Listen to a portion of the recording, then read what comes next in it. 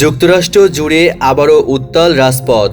অভিবাসন ও customs enforcement আইসের বিরুদ্ধে ক্ষোভে ফেটে পড়েছেন শত শত মানুষ।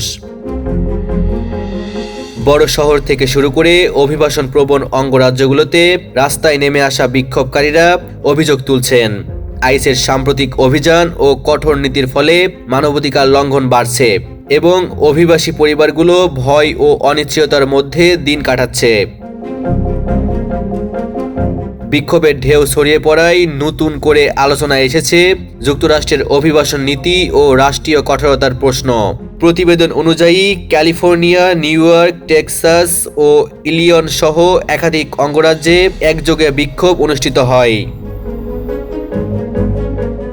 বিক্ষোভকারীরা আইস অফিসের সামনে অবস্থান নেয়, কোথাও কোথাও প্রধান সড়ক অবরোধ করে স্লোগান দিতে থাকে। অভিবাসীরা অপরাধী নয়, পরিবার ভাঙা বন্ধ করো, এমন স্লোগানে মুখর হয়ে ওঠে রাজপথ। অনেক বিক্ষোভকারী হাতে প্ল্যাকার্ড নিয়ে আইসের অভিযানে শিশু ও নারীদের আটক করার ঘটনায় ক্ষোভ প্রকাশ করেন।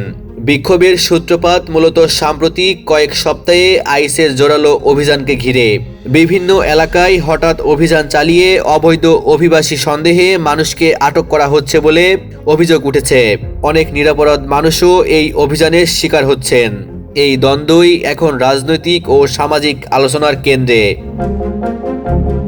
বিক্ষোভের সময় কিছু এলাকায় পুলিশ ও বিক্ষোভকারীদের মধ্যে উত্তেজনা সৃষ্টি হয়। কোথাও কোথাও পুলিশ লাঠিচার্জ ও কাঁদানে গ্যাস ব্যবহার করেছে বলে অভিযোগ পাওয়া গেছে। কয়েকজন বিক্ষোভকারী আটকও হয়েছেন, যদিও স্থানীয় প্রশাসন বলছে জননিরাপত্তা বজায় রাখতে এই আইন শৃঙ্খলা বাহিনী ব্যবস্থা নিয়েছে। তবুও সামাজিক যোগাযোগ মাধ্যমে ছড়িয়ে পড়া ভিডিওতে পুলিশি কঠোরতা নিয়ে নতুন করে সমালোচনা শুরু হয়েছে। আইস বিরোধী বিক্ষোভ যুক্তরাষ্ট্রকে আবারও দাঁড় করিয়েছে এক কঠিন প্রশ্নের মুখোমুখি। আইনের কঠোর প্রয়োগ নাকি মানবিক সহানুভূতি, কোন পথে হাঁটবে দেশটি? শত শত মানুষের রাজপথে নামা সেই প্রশ্নেরই প্রতিধ্বনি, যার উত্তর এখনো অনিশ্চিত।